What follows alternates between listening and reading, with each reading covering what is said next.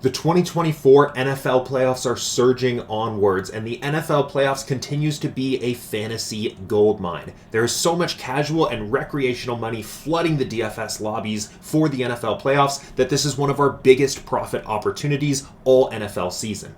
SaberSim users absolutely dominated the DFS lobbies in the wildcard round, and I fully expect that to continue the rest of the playoffs because simulations are so valuable for these contests. Average projections are not going to help you in the NFL playoffs, and if you watched the Cowboys game last weekend, you know exactly why average projections aren't going to be very useful. The average projection for that game was something like 28-21 Cowboys, and we all know that's not exactly what happened.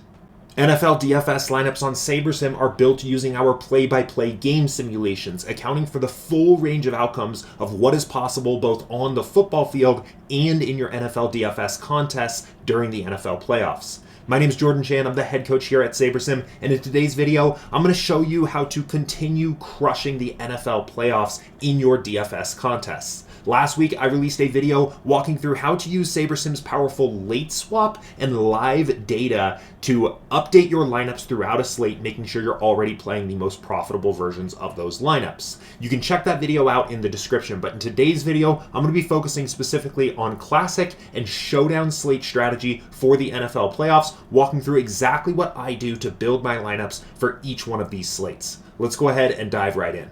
Now, as I mentioned before, the lineups you build on SaberSim are not built with average projections. They are built by leveraging play-by-play game simulations of every game on the slate, taking into account the full range of outcomes of what is possible for a given player and game, and the correlations that player has to other players playing in the same game.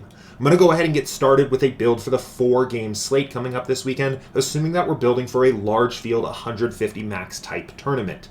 All I'm going to do to get started is set my settings for a 150 max large field tournament here and make 2 changes to abide by DraftKings regulations here, and we'll go ahead and start building lineups. Once I hit build, SaberSim is essentially simulating out this slate 5,000 times, building the best possible GPP lineup for each of those 5,000 simulations. Once the lineups are built, we'll rank them and sort them based on what is the most profitable ones to play in the contests we're playing, and we can continue to fine-tune and dial in from there.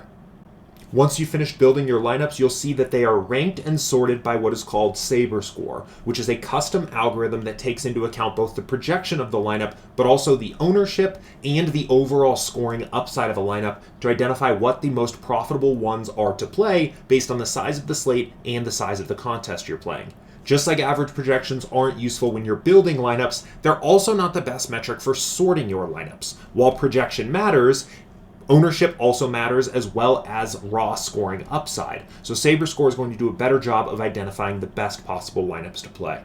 If you're a SaberSim Ultimate subscriber, you can go one step further here by running a contest sim on these lineups. A contest sim will simulate the DFS contest that you intend to play, taking each lineup out of your pool, plugging it into what we expect the DFS contest you're playing will actually look like when the slate locks, and seeing how much money it would make if the contest played out 100,000 times.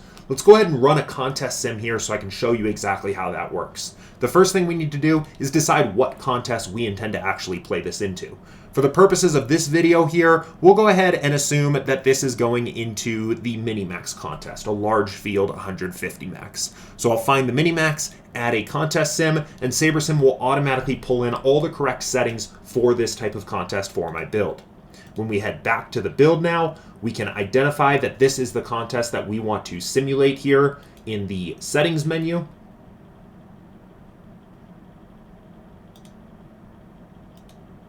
By checking this box here, and then back on the lineups pane, we can click Run Contest Sim. Now again, what's happening here is each lineup of our 5,000 is getting plugged into the Minimax using the same payout structure that the Minimax has and lineups that we expect the field to play, and that process is being simulated using our play-by-play game simulations of each game 100,000 times. We'll be able to precisely and accurately calculate the actual ROI of these lineups in our pool to see which ones are the best.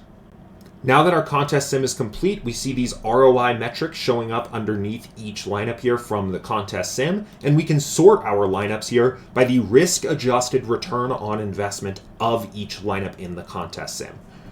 Risk-adjusted return on investment is taking into account both the upside of what happens when that lineup does really well, takes first place, has that top 1% finish, and also comparing it to the downside of the risk of that lineup not cashing at all. It gives us the best overall holistic idea of lineup quality.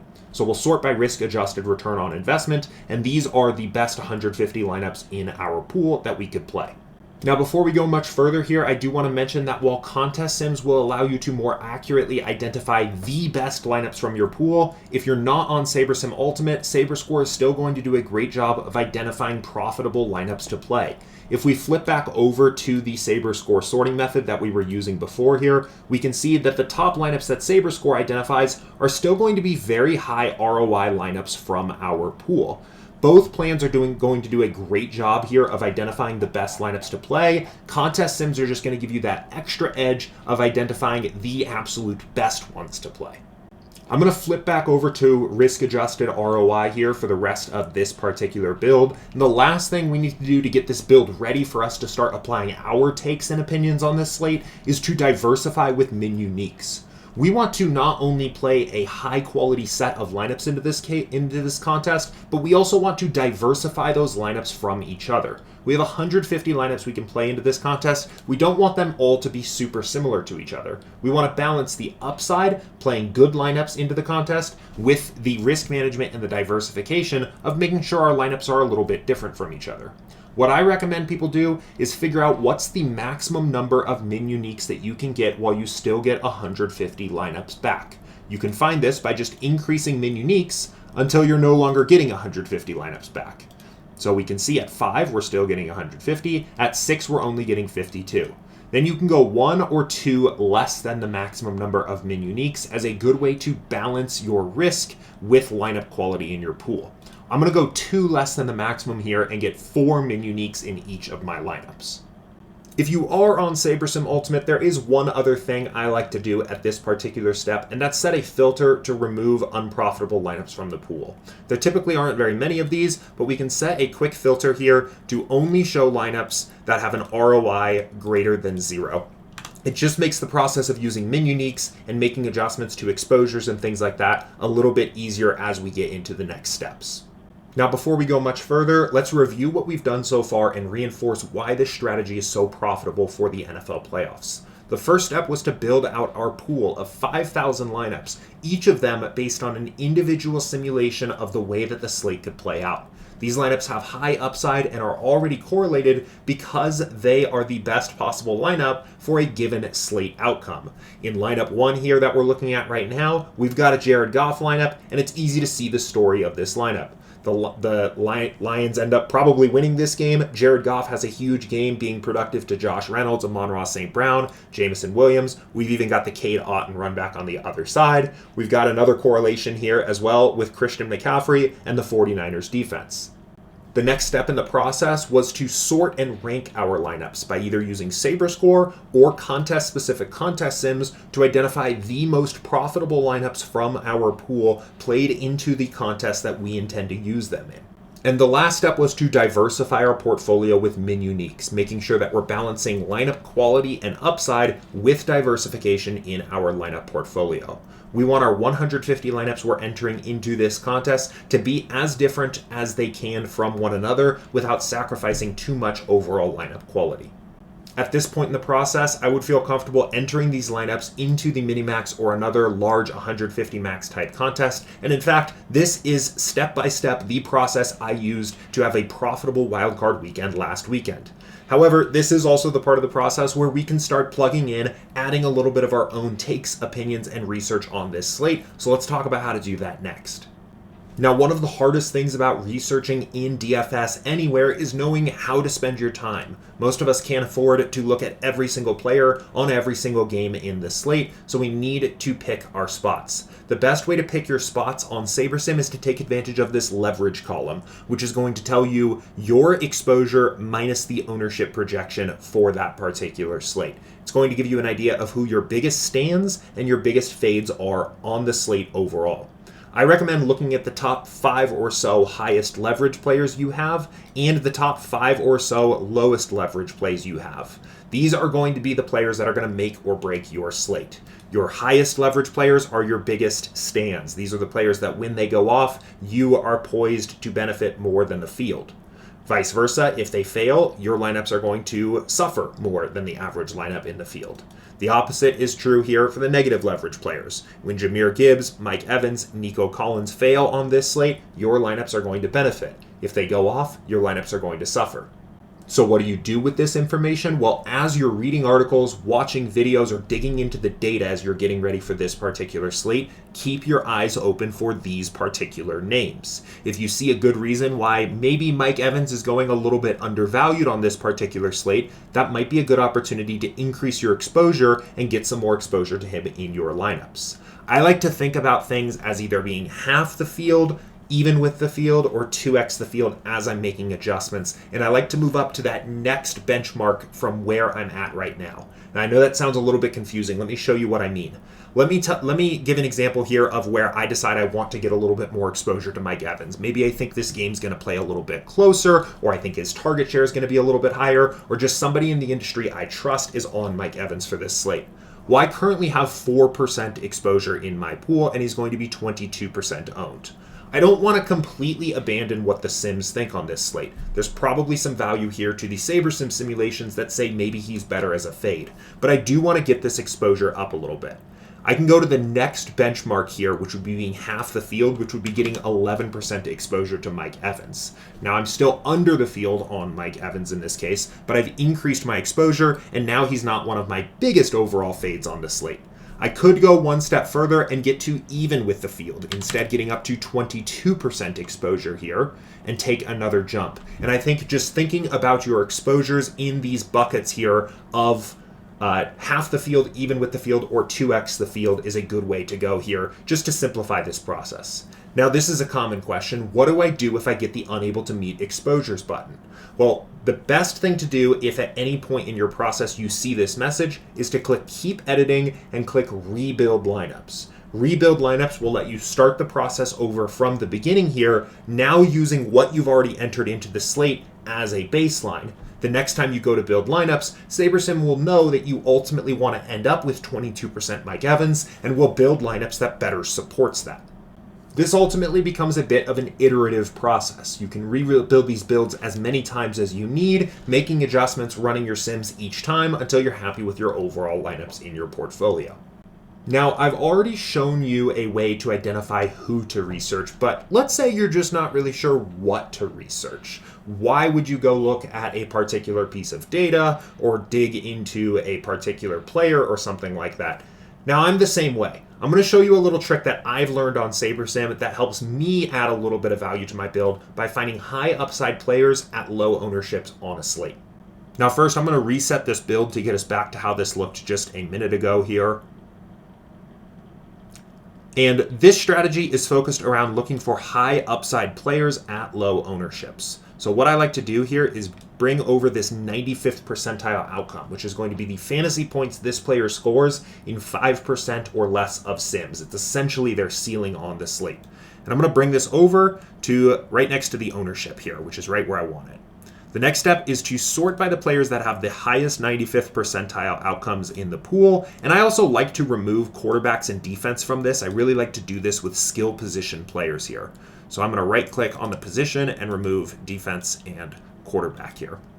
Now what we're looking at is the highest overall skill position players on the slate. And what I like to do is look for players that have a little bit of a lower ownership projection relative to their upside. And two names that jump out right away for me are Stephon Diggs and Deebo Samuel, two guys that look like they're going to be a little bit lower owned relative to what their potential ceiling is on this slate. The other column that then becomes important for me to look at here is the pool exposure, which will show me how many lineups in my pool have a particular player in them. This can be helpful to identify how much exposure you could get to using the SaberSim simulations. So for example, Stephon Diggs is showing up in 853 lineups in our pool. There's probably plenty of Stephon Diggs lineups for us to get well over the field on Diggs as a high upside, lower owned option if we wanted to here. Deebo Samuel shows up in 439, 9% of the pool. So a little bit less than Diggs, but there's still probably plenty of lineups to get there. I want to make sure these are two of my positive leverage plays on the slate. So I'm going to get up to double the field on Diggs and double the field on Debo on this particular slate here. This is purely a game theory play. I'm not digging into advanced stats. All I'm doing is looking at two players that look under-owned relative to their 95th percentile outcome that I know I want to get a little bit of extra exposure to. Now, as you can see, there's a couple different strategies you can employ here, and regardless of what your type of style is as a DFS player, it's totally fine. If you're more of a trust the Sims player, maybe you build the lineups, run the sim, set your min uniques, and enter those lineups, and you're good to go. If you really like digging into the data and doing a lot of research, look at those top and lowest leverage players as a way to target your research on the players that matter the most to your build. And if you like to play a game theory angle like I do here, spend some time comparing the upside of players against their ownership projections and see if you can find any players that look a little under-owned relative to their expectation that are showing up frequently in your pool. Now, at this point in the process, I'd be totally comfortable entering these lineups and getting ready for lock. The other part of the puzzle here for these classic slates is, of course, late swap, reacting to the news and what has already taken place on the football field and in your NFL contests as each game is locking. I released a much more detailed video about that last week for Wildcard Weekend that I'll link in the description of this one, but for now, I want to bounce over to Showdown slates here to talk about how to beat these NFL Showdown slates for the NFL playoffs. Showdown is really fun in the playoffs because we're going to get a pretty decently sized showdown contest for basically every NFL playoff game, and I've been playing each and every single one of these every week of the playoffs. So let's bounce over to the Chiefs and Bills showdown here, which is the game I'm the most excited for this weekend, and talk a little bit about NFL playoffs showdown strategy. Now, showdowns are going to be built in a very similar way on SaberSim as classic slates. Each lineup you build with SaberSim is the optimal for a single game simulation of the way that game might play out. There is probably no better DFS sport that is an example of why simulations are so valuable than NFL Showdown. If you've played these contests before, you probably know that you're going to basically need the perfect optimal to win the contest. And not only that, we want to get that optimal and have as few other people sharing that pot with us to make our payday as profitable as possible. It's good to take down any contest, but it's a lot better when you're the only person taking it down instead of sharing that with 100, 200, or 500 other people. Now, average projections and traditional optimizers have no idea how to approach NFL Showdown. If you just click build on a traditional optimizer with any set of projections, you're going to get a bunch of lineups that are going to be duplicated hundreds, if not thousands of times, and have no real profitability in the contest because even if those lineups won, they'd be sharing the money with so many people. The problem with this is that you'll end up hearing a lot of competing or conflicting advice on how to set up your rules for a traditional optimizer to build NFL Showdown lineups. A lot of people will be saying, well, if you use a quarterback at captain, you need to put two pass catchers in at flex because those players are correlated to one another. And yes, that's true, but that's also going to make you build a lineup that a lot of other people are likely to play. People that use Josh Allen in the captain spot are probably pretty likely to put Stephon Diggs and another pass catcher in the flex spot. Vice versa, you might hear some advice that people say, well, as a way to get different, put Josh Allen in the captain spot, but don't use any Bills pass catchers. And that's decent advice too. That's going to make your lineups more unique. But now all of a sudden you're not including the correlated players together, and maybe your lineup is a little bit less likely to take first. Now, SaberSim and play-by-play NFL simulations in general bypass all of this confusion here by going straight to the point of the game in question. How often should you use Stephon Diggs in the flex in a Josh Allen captain lineup? Well, you should use it at the rate at which that combination of players is optimal. That's exactly what you're going to get out of SaberSim here. When we build in just a second, when we build our pool of 5,000 lineups for this particular slate, each one of them is the optimal for a way that the slate could play out, giving us a great pool of strong candidate lineups, again, to sort and rank to identify which ones are the most profitable. So let's go ahead and build some lineups. I'm going to again assume that we're building for a large field 150 max tournament here. All I'm going to do is make two changes again to the player projections here. I'm going to set my pool size equal to 5,000. I want the maximum size pool for this slate, and I'm going to ask for 150 lineups.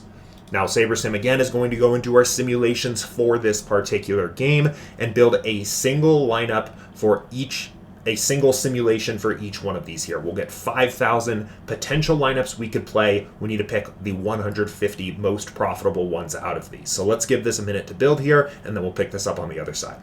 Now, after our lineups are built, you're going to see again, by default, they are sorted by the single game Saber score in this case, which takes into account how often a lineup is optimal in the simulations, the projection of the lineup, and the ownership of a lineup to identify what the best ones are to play.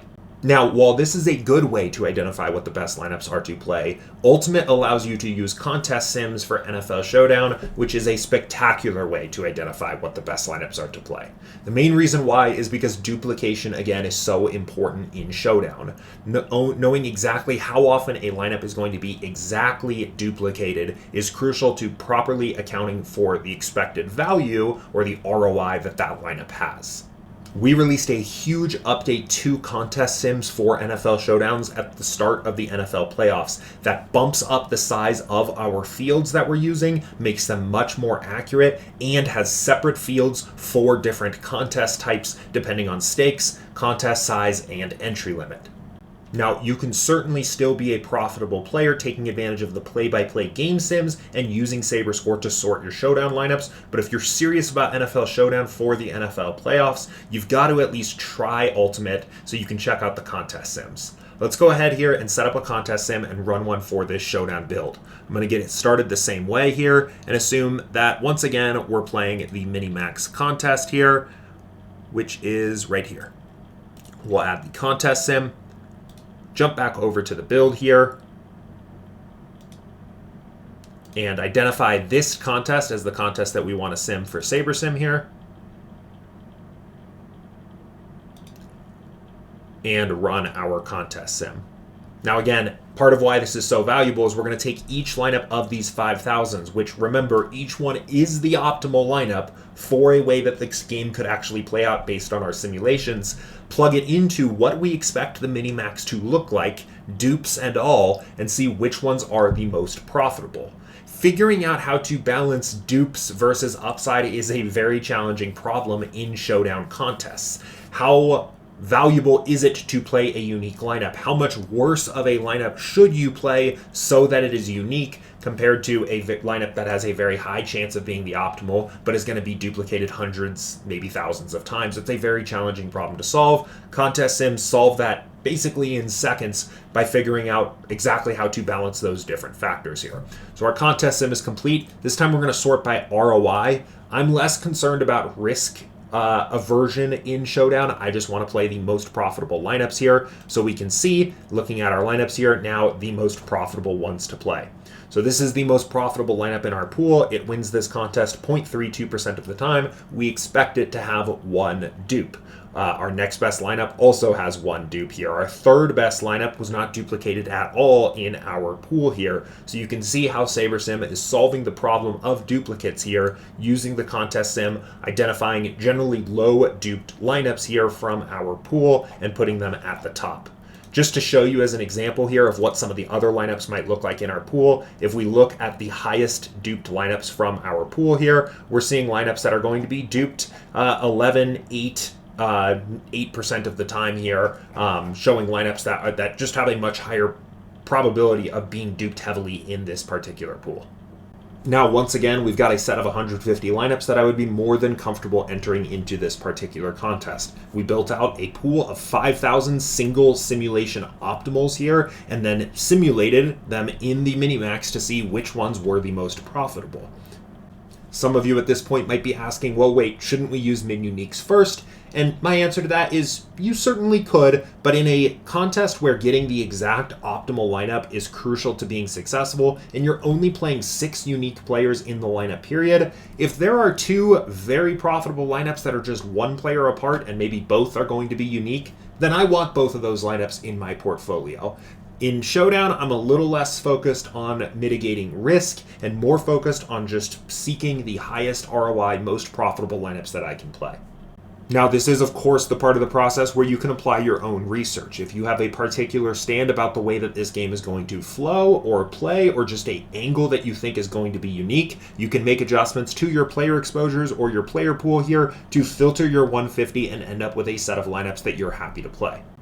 Now, my preferred approach here is to try to just flip the game script on its head by using either just the spread that is implied here based on the team totals or my sense of overall public opinion. And for this game, I think people are going to be pretty heavy on the Bills. The Chiefs haven't really looked great recently, the Bills have, but people have been very heavy on the Bills, even going back to like week 17 of the regular season. They had ridiculous Super Bowl odds before they had even clinched a playoff spot, and I just think the Bills are going to be very popular in this game. So I'm going to play a more Chiefs-focused game script and assume that the Chiefs end up winning this game. One of the ways I like to do that is to make sure that my lineups are more Chiefs focused. So I'll go into the team set stacks section here and just eliminate any lineups here that have Bills 5 or Bills 4 stacks in them. And you can see sorting by the ROI here using the contest sim, SaberSim's already kind of sending me in that direction. The contest sims are a little bit in line with that direction for the slate. So we're not removing very many lineups here, but I want to just make sure I'm very focused on Chiefs win game scripts here because I think they're going to be a little bit less popular. Another thing I like to do here, especially if I'm going in this direction, is just eliminate Bills captains, period. So I'm playing a Chiefs captain and a Chiefs focused lineup, which is going to even push it a little bit more in that Chiefs win the game direction here. So I'll filter first by Buffalo captains here and just X them all out from my pool here and click apply. And now what I've done is I've curated a captain pool of only Chiefs, knowing that every lineup is either going to be balanced, a 3-3, or a 4 Chief stack, or a 5 Chief stack. Now to bring this full circle and talk again about why simulations are so valuable here, let's talk about what if we did the exact same thing on a traditional optimizer with average projections. If you had said eliminate all the Bills captains from my pool and build me only lineups that are 3-3 or 4-2 or 5-1 Chiefs, what would you have gotten? Well, you would have gotten an optimizer that explicitly followed your directions and built the top projected cash optimals under those restrictions. You would have no real sense of how likely those lineups were to be the optimal for a game, and you would have no idea if those lineups were actually profitable. What we did on SaberSim instead is we built a pool of 5,000 possible optimals for the slate. We simulated each one of those lineups 100,000 times in the contest we intend to play to identify the most profitable 150. And then I filtered out lineups that I didn't like from that set. Now that I've gone through this process, I can scroll all the way down to the bottom lineup in my pool and see it is lineup 252 out of 5,000 here, and it still has a great ROI, and it's not expected to be duplicated at all. All of these lineups in my 150 here are profitable in our contest simulation for this contest, and they are the optimal lineup for a given game script of the way that this game could play out, making us feel confident and empowered that we have a profitable set of 150 lineups here that follow a game script that we believe in and want to play on this particular slate. And that's just one of the 4 games in the divisional round coming up this weekend. We can spend as much or as little time on each of these 4 games as we want, building great portfolios of NFL Showdown lineups to enter into each of these games. And that's all I've got. Those are the fundamentals of what you need to be successful to beat NFL Classic and Showdown slates during the NFL playoffs. Remember, the NFL playoffs are an awesome profit opportunity because there's a ton of casual money flooding the DFS lobbies, and average projections and traditional optimizers have no idea what to do with these particular contests. If you follow the general process of building your lineups using the play-by-play game simulations, sorting or ranking your lineups based on what is best for your contest by either using SaberScore or contest sims, diversifying your lineups with min-uniques, at least in the case of the classic slates, and finally adding some of your own value with your research or opinions on the slate, you're going to be in a great spot to dominate these contests in DFS and just have a bunch of fun during the NFL playoff season. If you haven't checked out SaberSim before, or it's been a little while and you just want to try out some of these awesome new features here, you can start a free 5-day trial on our site, SaberSim.com, letting you play with all of these powerful tools for free for the entire divisional round. If you have questions about anything we covered today or the rest of the lineup building process on SaberSim, you can always reach out in our Discord server or by emailing us at support@sabersim.com. In the meantime, thank you for watching, good luck the rest of the NFL playoffs, and we'll see you next time.